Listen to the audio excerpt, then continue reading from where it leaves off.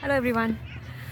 Uh, this is actually a local park over here where I'm staying. It is a Palo Alto community park. It's a nice place.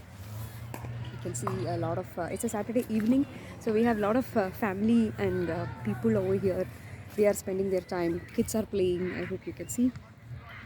So it's a nice place anyway. I'm enjoying my stay here in Palo Alto, as well as my education or my uh, postdoctoral at the Stanford University. So this video is because I have received a lot of inquiries, or rather questions, about how to get into Stanford for that matter, or any scholarships like the Fulbright Scholarship which I won. So many people are interested to know more about it. And how did I reach here? This is one question which I am getting consistently from people. So this video is an answer for that. So basically, I decided that I wanted to do a postdoctoral in a foreign university. This was, I think, way back 3 or 4 years back. At that time, I had not even completed my PhD. But I knew that I wanted to actually pursue a higher studies in a foreign university. And my thought process was, anyway, since I have done my, or rather I am at the verge of completing my PhD, I don't want to do further again one more PhD. In fact, I inquired at different places and I found that there are a lot of PhD options available. And that's when I decided, no, I don't want to do one more PhD anyway, so let me look at what are the other options. So that's when I came across several opportunities for postdocs. But most of the postdocs, the entry criteria was very difficult, I should say, because most of the postdocs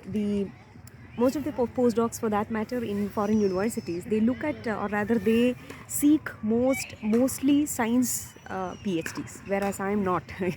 I'm a humanities PhD. Science and engineering is what they prefer. Now this again was a little disheartening for me, but still I did not lose heart. I still kept on trying. And the next step what I did is, of course, in order to reach postdoc, you have to complete your PhD first. And it took a long time than what I had planned originally. So finally, thanks to God's grace and the support of my guide in Cochin University, Dr. Ceevee. So I could actually complete my PhD finally in 2020. Okay, so 2020 is when I finished my PhD. So then I decided that, okay, now let me look at what are the options for doing postdocs. I searched a lot among international universities. I searched in various forums. There are different websites, in fact, available. There are a lot of research websites meant for scholars, meant for academicians. There are a lot of websites which, for example, the academia.edu is one such site. Then, of course, there is another website called the researcherjobs.com. Then recently I came across another site called Scholarly Fund. Okay, these are all websites which give information about academic as well as research jobs. Now, the next step, as I said, is that I came to know about the Fulbright scholarships, which was opening, which is there every year. So in 2020, I actually went through the website of Fulbright and I came to know that, again, it is not available for management. It is only available for certain domains in social sciences. Mostly it is given away for engineering as well as the science domains. So, but again, I zeroed in that there is one domain which probably is of my interest as well as my academic interest as well as my personal interest, which is the gender studies or the women studies. So yes, then I decided that yes, I want to pursue my postdoc in that area. So from 2020 onwards, I should say, I have been doing a lot of work, research, as well as I was trying to connect with people who are in the domain of gender studies.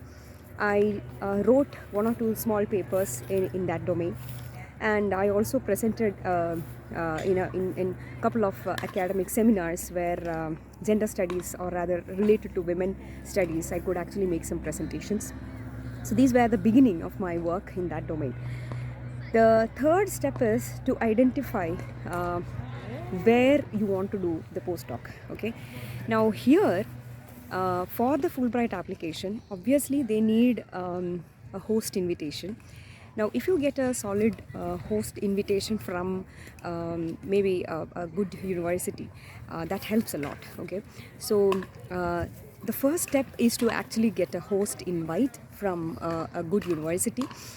So for that, again, your credentials, your credibility, your work's done, everything matters. It is not at all an easy task to get an invite from a foreign university, as you know, sitting in one remote corner of India, especially in South India, with little connects. But I always believed that anything is possible for us if we really decide to do it. So my decision was very clear that I want to go abroad. I mean, especially to US, and also to pursue my research in the field of gender studies. Because of two reasons. One, yes, I wanted to, as I said, that was my dream to actually get a foreign education, number one. But the most important aspect is to actually work for in the field or in the domain which I am interested, which is the gender studies. I mean, the women's issues is something which I am passionately working on in my, I would say, in my non-profit as well as in the social entrepreneurship that I run. So then I decided, okay, I want to work in that area. As I said, the next step was to identify the host institution. And people who know me, they know that I always set high standards, or rather I aspire for the top one first, and if I don't get that, only I come down. So obviously the first choice for me was to apply for the Harvard. So I went to the Harvard website, I researched a lot, I identified a few professors who are in the domain of gender, but and then I emailed them. To my great surprise, none of them responded back because I don't know. Obviously, they should be receiving hundreds of such notes. So none of them, most of them did not respond. A couple of them responded telling that they are not taking any scholars at this point. So it was literally, I was disheartened. But I didn't stop. I went on trying. So that's when I came across the Gendered Innovation Lab at Stanford University, because as I said, gender, innovation, entrepreneurship, these are all my areas of passion. So that's where I came across Professor Londa Shibinga, and and then the next step, what I did is I tried to search her email ID from the Stanford website, but I did not get it. So what I did is I studied about her more. I went through all the videos of hers. I went through the website. I went through all her papers and the works that she has done. And then from those papers, in one of those articles, I actually found her contact email ID. And I just prayed to God, and then I emailed her talking about my works at my nonprofit and how I am passionate about working or researching in this domain, and whether she would be interested to take me as a postdoc Fulbright Scholar if I'm getting one. So this happened around 2020, I would say early 2020, not early 20, around mid 2020, after my, just as I won my PhD, around that time, I think in July or August. I sent out this letter to her, and to my great surprise, she replied, and she gave me one line reply. She said, "Send me your proposal." Now that was the first time I'm getting a reply asking me to send a proposal. So I was really interested, or rather, happy. And then the next step was to actually make a research proposal. Now the next big question is, honestly speaking, I'm not a full-time academician, so I'm not very much well versed with the, I'm not doing daily readings or literature or academic studies. So the challenges with me is that I could not actually come out or zero in with a really good topic at the first time. So then I asked for some time. I said, "Ma'am, please give me a couple of weeks to do the research proposal." And then what I did is I again sent a next letter to her saying that, I identified a few topics, a couple of topics in fact. I asked her what is her preference, because at the end of the day, the guide's interest is also very important, when you're doing a research work. So for that, she zeroed in again on one topic which was actually of my interest as well. And that's how I would say we decided that this is the area that we want to work on. And after that, the next step was to create a detailed research proposal, and that's what I did. And I checked it out with a couple of my friends, academic friends over here, who also helped me correct the proposal. And then I sent it out to my professor, Londa ma'am, and she said, very good, it's a good proposal. So that's how I got her interested in my area. So by the time the application date for Fulbright was nearing, it was, I think, September 15th, if my memory is right, yeah. And then I then contacted, I started creating the application form, your basic details and everything, and also your intentions for making this proposal, and so many things. They actually look at not just your academic profile or the research proposal, but also your, I would say, your works done in other domains. Every single activity of yours matters, for that matter. So the I would say all your extracurricular things also matters, and make sure that you actually present it in a proper manner. That's also very important. So that was my fourth step, making the application. And then, of course, one of my hurdles came at that time. Now, I would say, yeah, of course it was a hurdle, because Stanford University, I was really happy that my guide actually agreed to take me. But Stanford University has a policy that for visiting scholars, they need to be an academician. I mean, you can be a visiting scholar at Stanford only if you are, affiliated to a university, or rather you are a visiting professor. Okay. Now, I am not a visiting professor. In fact, I'm an entrepreneur and I don't have any full-time affiliation to any university for that matter. But thankfully, I was a part-time faculty in a couple of B schools over here. So the next challenge was for me to actually get a letter from these B schools that I am a visiting professor, and I would be returning back, if, after doing my postdoc.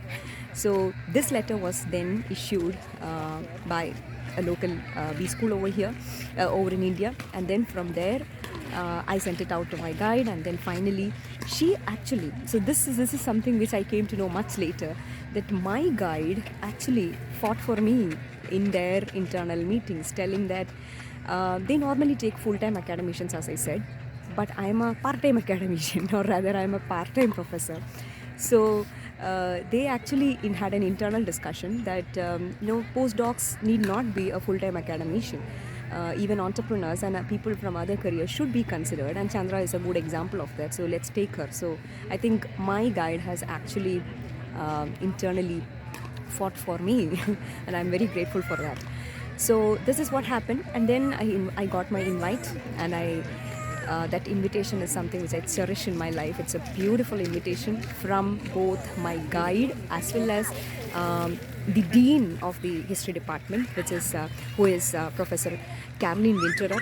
So both of them actually gave me a wonderful invitation letter with which I submitted my Fulbright application. So then later, of course, after the application was submitted, I got shortlisted, and I got a shortlist invite in December. And in January, I also had the interviews. Now, during the interview, the process was not very tough. I would say we had around 10 to 15 minutes of discussion with the panel, wherein they were mostly checking our interest as well as our potentials as a scholar, how you can actually perform. Secondly, they were also looking at how we can contribute back to the nation. I mean, Fulbright is a scholarship where they also look at what is your contribution to the nation. Once you go there and come back, are you going to come back and give something back to the nation? In fact, we also have a mandatory clause that we are not supposed to stay back in the US and probably get into a job or get into an H-1B visa or something like that. So basically, it is important that we understand the relevance of our work, as well as see that the work impacts our nation, okay, India. So this is what I did, and this is what happened in my interview as well. I was able to quite convincingly answer the questions, and then the magic happened. um, and we were waiting for the results. The results came. And in that results, the first round I did not clear. Honestly, I was not expecting that I would be getting it, but thankfully, the second panel I got it, and here I am at Stanford University. So this is my story. I just shared this for a couple of reasons. One, most people asked me, after I got here, how did you get it? Okay, number one. So let me make it very clear. There is no shortcut. Okay. Now the reason why I think I got it is because of one. I would say one, my experience running my own entrepreneurship in the field of gender, and my passion towards working in this domain, number one. Number two, the ability, or rather my I would say my efforts in convincing someone far away. Imagine I have not even met or seen my guide before, but I was able to convince her about my profile, my works, as well as what value I can generate for her if I am taken. So this is something which I want to tell to everyone, because most people think that we get works, or even when I joined here, some of them messaged me asking me if I can connect to a professor or get a recommendation from someone. I would say nobody can recommend you. It is yourself who has to get recommended, and it is you who has to prove to someone to recommend you. So in my case, there was no recommendation other than myself, and I believe that's the right way of doing things. So I hope this video helped all of you to understand that anything is possible wherever, whichever part of the world you are, provided you have the right intention, as well as you plan and strategically work towards what all should be done. So nothing is impossible and everything is possible, provided, as I said, we put in the right efforts. And yes, life will be easy and happy, and yeah, that's it. So all the very best to everyone, and I hope this video inspires more people to apply for Fulbright, as well as so many other scholarships which are available, especially to the women out there. I want to see more and more women achieving all these things in your life, and fulfilling all your dreams, because this is something which I am enjoying right now. When I landed here, of course, I was a little apprehensive. How am I going to live alone and all? But I'm really enjoying this. So I wish everyone all the very success. And in case of any further support or requirements or ideas, or any help, I would be happy to help you. Please message me, and stay blessed. Thank you. Bye.